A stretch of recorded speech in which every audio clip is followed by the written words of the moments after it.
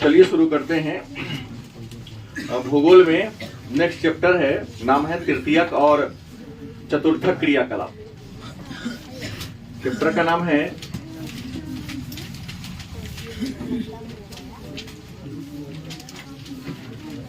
तृतीयक तथा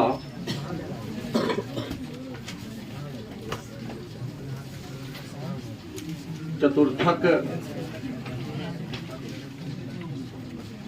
क्रियाकलाप। तृतीयक का मतलब होता है तीसरा और चतुर्थक का मतलब होता है चौथा। तृतीयक का मतलब क्या होता है? तीसरा, और चतुर्थक का मतलब क्या होता है? चौथा। तो आज हम लोग केवल और केवल तृतीयक क्रियाकलाप पर चर्चा करेंगे। बाकी जो चौथा या पांचवा होगा कल के क्लास में, अगले क्लास में चर्चा होगी। मतलब आज हम लोग केवल और केवल तृतीयक क्रियाकलाप। तृतीयक का मतलब होता है तीसरा और क्रियाकलाप का मतलब होता है कार्य। तृतीयक का मतलब क्या होता है?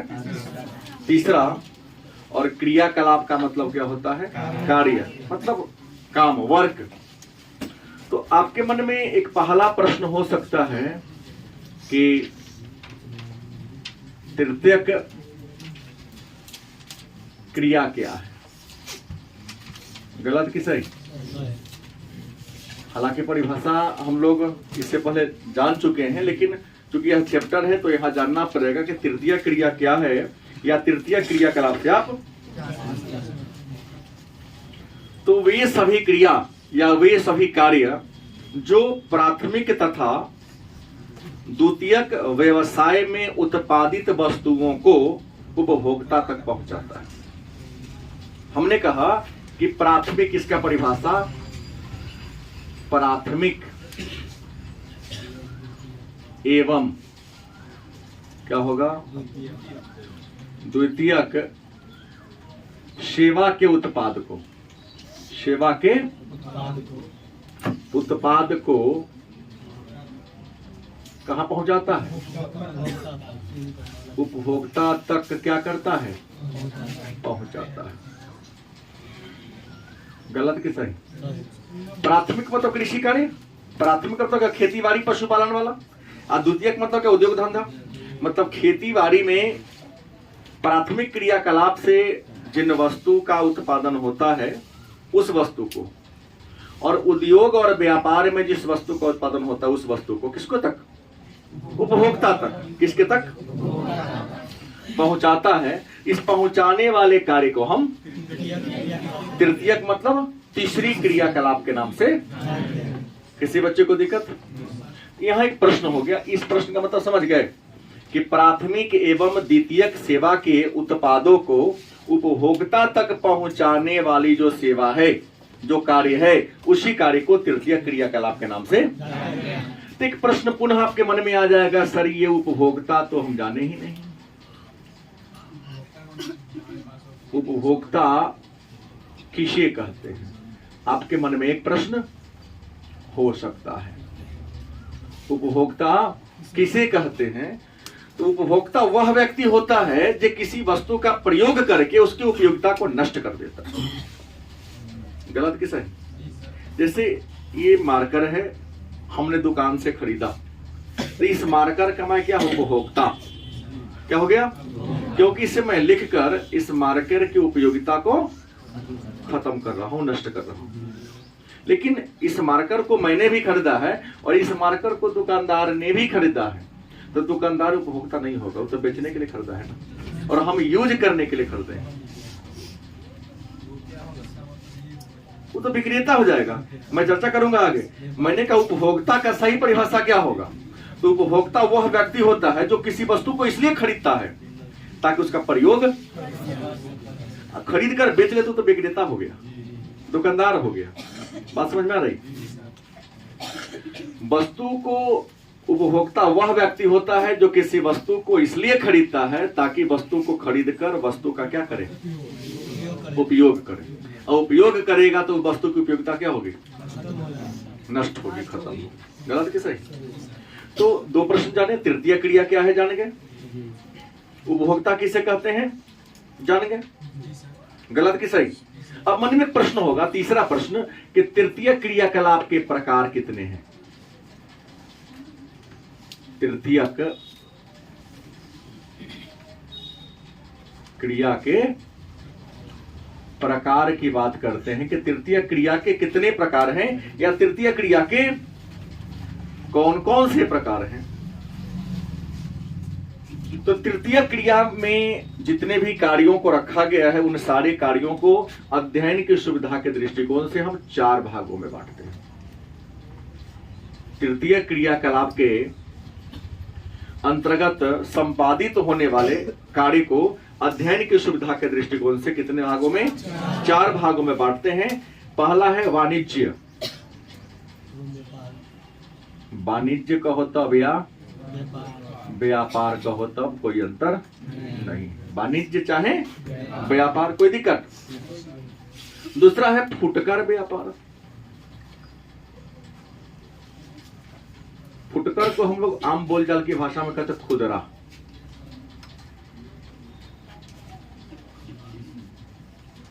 ठीक है। तीसरा है थोक, थोक व्यापार, जिसको आप लोग होलसेल मार्केट कहते हैं अंग्रेजी में। और चौथा क्या है?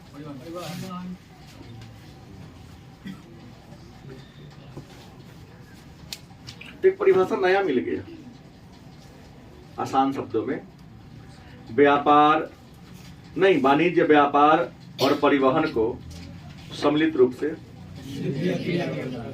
ना जाएगा। आसान शब्दों में अगर पूछेगा वाणिज्य और व्यापार कैसी क्रिया है, परिवहन कैसी क्रिया है, आ जाएगा ना, क्योंकि प्रकार है तो उदाहरण भी हो सकता है इसका। हमने परिभाषा क्या दिया तृतीय क्रियाकलाप का, कि प्राथमिक एवं द्वितीयक सेवा के उत्पाद को उपभोक्ता तक पहुंचाता है।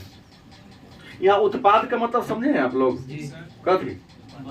सामान। उत्पाद का मतलब वस्तु, सामान नहीं। जैसे रीगा चीनी मिल का उत्पाद क्या है? चीनी है। कोल्हू का उत्पाद क्या होगा? कोल्हू में तेलों पे रहता है, मीठा भी बनता है। उत्पाद मतलब जहां वह सामान वहां बन रहा है, उसी को हम क्या कहेंगे? उत्पाद कहेंगे। किस बात को समझ गए? तृतीयक क्रिया के कितने रूप हैं? कितने प्रकार हैं? पहला प्रश्न होगा तो ये व्यापार क्या है? व्यापार कहते किसे हैं? वाणिज्य कहते किसे? इसका मतलब क्या है? तो साधारण बोलचाल की भाषा में आपने पढ़ा है कि किसी वस्तु या सेवा का क्रय विक्रय करना। किसी वस्तु या सेवा का क्या कहलाता है? आपके शब्दों में सामान का खरीद बिक्री क्या कहलाता है? या व्यापार कहलाता है। थोड़ा सा अच्छे शब्दों में दिया जाए, वाणिज्य क्या है, व्यापार क्या है? तो अभाव वाले क्षेत्र में, किस क्षेत्र में? अभाव का मतलब जहां सामान ना हो, अभाव वाले क्षेत्र में किसी वस्तु को पहुंचाकर वस्तु का खरीद बिक्री करना क्या कहलाता है? मतलब जहां पर कोई सामान नहीं हो रहा हो तो वहां पर सामान को ले जाकर क्या करना? क्योंकि जहां पर सामान है वहां ले जाओगे तो बिकेगा, क्योंकि ऑलरेडी है ना बात। तो अभाव वाले क्षेत्र में वस्तु को ले जाकर खरीद बिक्री करना क्या कहलाता है? वाणिज्य या व्यापार कहलाता है। और एक बात याद रखना कि जिस स्थान पर किसी वस्तु का क्रय विक्रय होता है उस स्थान को बाजार कहते हैं। हिंदी में कहेंगे विपणन केंद्र, अंग्रेजी में कहेंगे मार्केट। एक प्रश्न होगा ना, बाजार किसे कहते हैं, मार्केट किसे कहते हैं, या विपणन केंद्र किसे कहते हैं? तो वह स्थान जहां पर किसी वस्तु का क्रय विक्रय किया, वह स्थान जहां पर किसी वस्तु का क्रय विक्रय का मतलब क्या होता है? खरीद बिक्री। क्रय विक्रय का मतलब क्या होता है? खरीद बिक्री किया जाता है उस स्थान को क्या कहते हैं? बाजार कहते हैं, मार्केट कहते हैं, विपणन केंद्र कहते हैं। तो वाणिज्य क्या है जान के? अब है कि वाणिज्य के भी कई रूप हैं। वाणिज्य में पहला आगा ग्रामीण विपणन केंद्र। वाणिज्य के कई प्रकार में आएंगे। इसमें पहला क्या होगा? ग्रामीण। अगर विपणन न लिख के बाजार लिखेंगे तो चलेगा? विपणन रहने दो, विपणन केंद्र। विपणन केंद्र माने खरीद बिक्री करने का जगह होता है। प्रश्न है ग्रामीण विपणन केंद्र क्या है? तो हम सबके गांव में भी एक दिन अल्टरनेट करके 4 दिन पर, 2 दिन पर, 1 सप्ताह पर, 15 दिन के गैप करके बाजार लगता है। खास तारीख को या खास तारीख दिन को, शुक्र सोमवार नहीं, इतवार मंगल, शुक्र सोमवार ज्यादा फेमस है। कोई बात नहीं, हमने ऐसे ही कहा जैसे अगल बगल के जो किसान हैं खेती बाड़ी करते, अपने खेत में फल और सब्जी को उगाते हैं, तो हर गांव में एक बाजार लगता है। जैसे मान लो कि आपके गांव में शुक्रवार को लगा तो इसके गांव में शनिवार को लगेगा, इसके गांव में रविवार को लगेगा, इसके गांव में बुधवार को लगेगा। लगेगा हर दिन, लेकिन एक गांव में लगातार है। शहर की बात नहीं कर रहा मैंने, सही कहा। तो अगर गांव छोटा होगा वो तब चौक चौराहा के इर्द गिर्द। ठीक है, मैंने ये कहा कि सप्ताह में 2 दिन तो लगता है कम से कम। आपके पंचायत में सप्ताह में क्या दिन? क्योंकि किसी सामान को घिउरा है, लौका है या कोई भी सब्जी है, तैयार होने में, बड़ा होने में 4-5 दिन का समय। तो उस गांव में जो बाजार लगते हैं, चाहे वह 3 दिन गैप करके लगे, 4 दिन गैप करके लगे, हर 7वां दिन लगे, उसी बाजार को क्या कहेंगे? इस बाजार में बाहर शहर के लोग, बिजनेसमैन सामान बेचने नहीं आता है। वो गांव के अगल बगल के लोग ही अपने सामान को टोकरी में, छैटा में लेके आता है बेच के। गलती है कि सही? दूसरा है आवधिक बाजार। आवधिक, ये कहोगे सर ये आवधिक बाजार क्या होता है? खास अवधि पर लगने वाले बाजार को खास अवधि पर लगने वाले क्या कहोगे? आवधिक बाजार कहेंगे। खास तिथि पर, खास अवधि पर, जैसे 4 दिन के गैप पर, 5 दिन के गैप पर या 10 दिन के गैप पर लगता होगा ना, तो खास अवधि पर लगने वाले बाजार को क्या कहेंगे? और तीसरा जो है वो नगरीय बाजार। क्या होगा? नगरीय बाजार। शहर में, कहा? शहर में लगने वाले बाजार को रख दो। शहर में लगने वाले बाजार को क्या कहेंगे? नगरीय बाजार के नाम से। नगर में लगने वाले या शहर में लगने वाले बाजार को क्या कहेंगे? नगरीय बाजार के नाम से। और नगरीय बाजार हर दिन लगता है, सुबह शाम का हो या दिन भर खुली रहती है।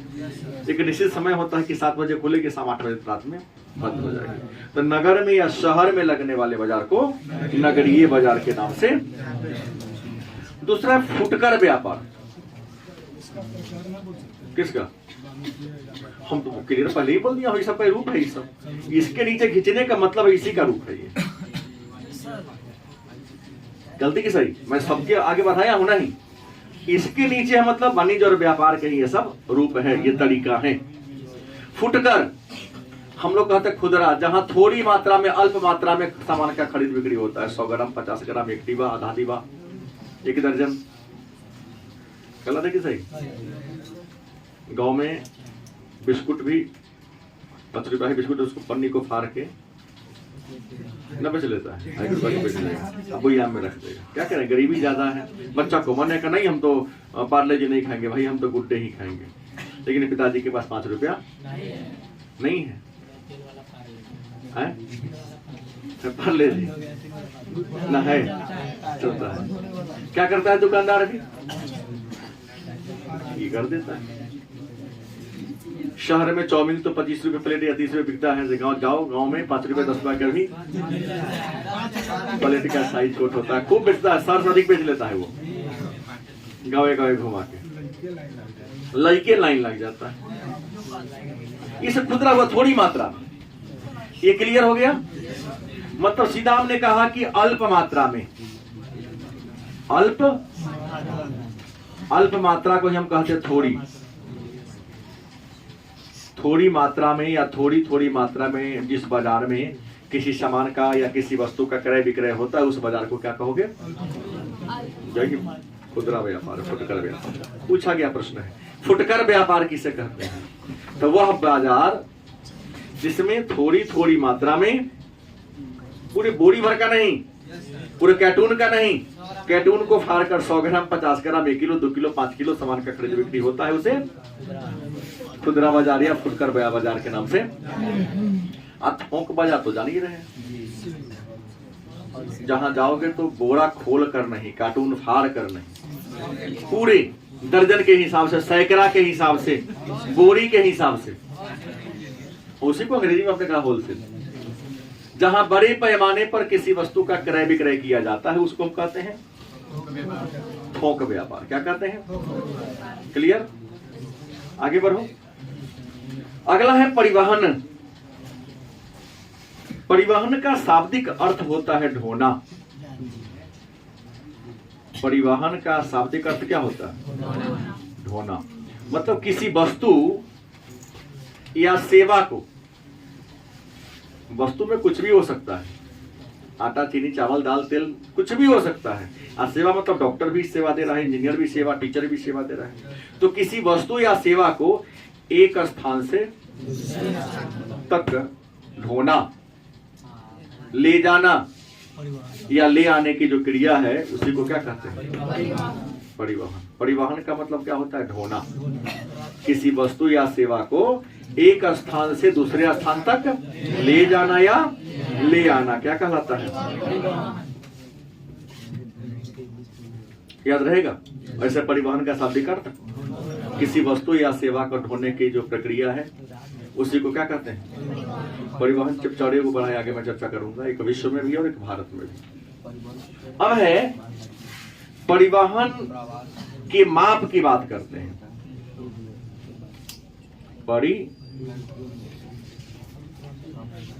परिवहन की अगर माप की बात करते हैं कि परिवहन को मापने का तरीका कौन कौन है, किन किन तरीकों से, किन किन विधियों से परिवहन को मापा जाता है, तो परिवहन को 3 रूप में मापते हैं। पहला किलोमीटर में। किसमें? किस रियल में वह दूरी कितना है। दूसरा नापते हैं टाइम में, समय में, कि वहां जाने में कितना समय लगता है। नहीं, परिवहन के माप के कितने रूप हैं?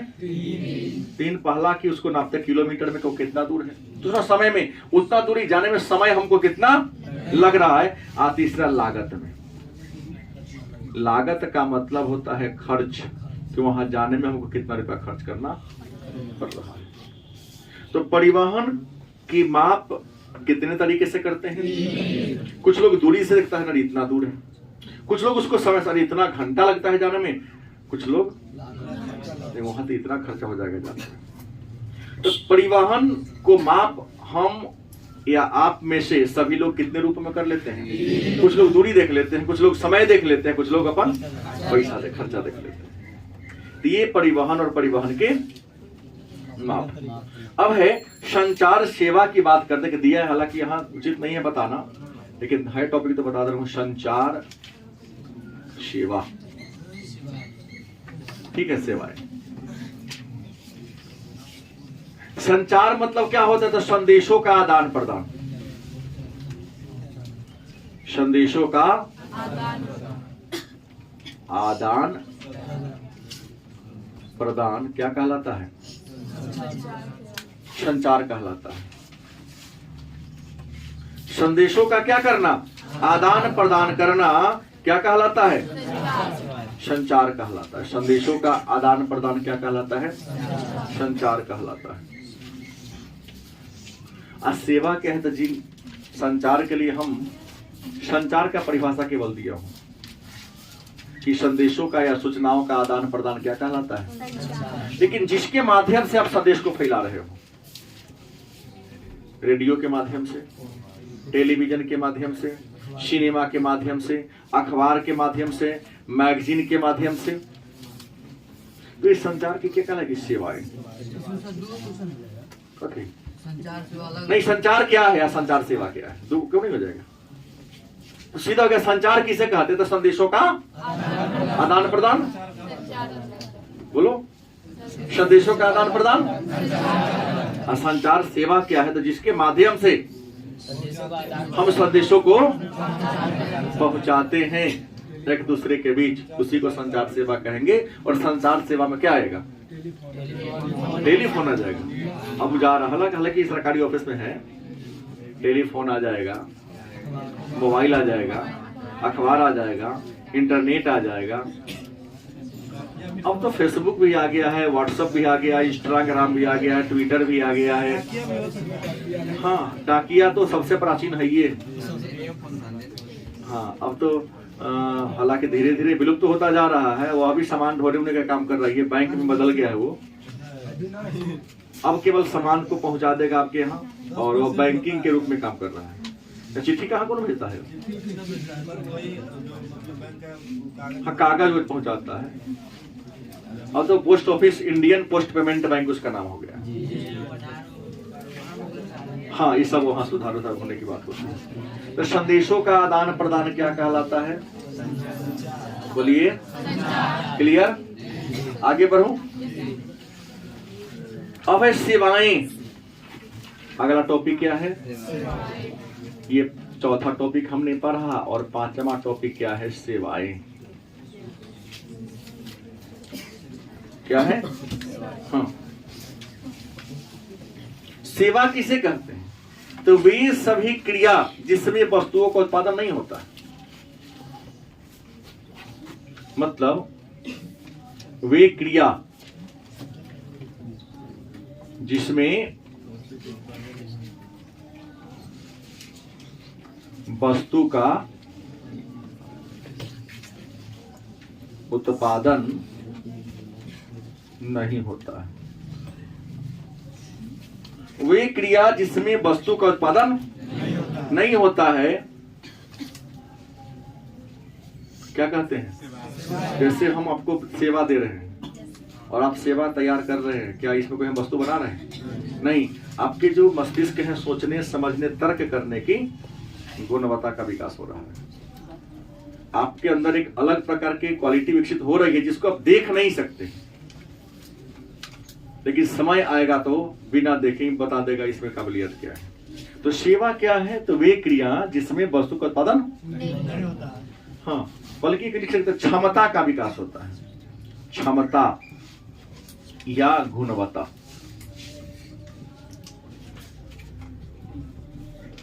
गलत कि सही? और सेवा कैसा होता है? अमूर्त। क्या होता है? इसको आप देख नहीं सकते। देख सकते हो क्या? नहीं देख सकते। हाँ, सेवा की बात करते हैं तो सेवा दो प्रकार की ही होती है रियल में। सेवा के अगर प्रकार की बात करें कि सेवा कितने प्रकार के होते हैं, तो सेवा दो प्रकार की होती है। सेवा कितने प्रकार के होते हैं? एक होता है उच्च स्तरीय सेवा। उच्च स्तरीय सेवा, और दूसरा क्या है? निम्न स्तरीय सेवा। निम्न स्तरीय सेवा। सेवा कितने प्रकार का होता है? दो प्रकार का। उच्च स्तरीय सेवा, अब आसान शब्दों में कहा जाए तो उच्च स्तरीय सेवा उस सेवा को कहते हैं जहां सम्मान भी ज्यादा और पैसा भी ज्यादा है। गलत कि सही? डॉक्टर, इंजीनियर, शिक्षक, प्रोफेसर, साइंटिस्ट। गलत कि सही? पढ़ा लिखा है भाई, उच्च स्तरीय सेवा है, वहां सम्मान भी ज्यादा है और पैसा भी क्या है? ज्यादा। इस सेवा को क्या कहोगे? उच्च स्तरीय सेवा। लेकिन कुछ ऐसा कार्य है जहां पैसा भी कम है और सम्मान भी, उसे क्या कहोगे? निम्न स्तरीय सेवा। दो परिभाषा यह भी निकलेगा। उच्च स्तरीय सेवा किसे कहते हैं? उदाहरण मैं नहीं दिया हूं, मैंने परिभाषा दिया कि वह सेवा जहां सम्मान भी ज्यादा है और वह कार्य जहां आपको सम्मान भी ज्यादा मिलता है और पैसा देके भी गिर रहना पड़ता है। डॉक्टर के पास जाओ, उच्च स्तरीय सेवा है, डॉक्टर की सेवा, इंजीनियर की सेवा, वकील की सेवा, शिक्षक, प्रोफेसर है ना, और भी है वैज्ञानिक। और निम्न स्तरीय सेवा क्या है? कई हो सकता है, 2-4 रुपए बोला हूं। निम्न स्तरीय जहां पैसा भी कम है और सम्मान भी, सम्मान में तो इज्जत प्रतिष्ठा है। हाँ।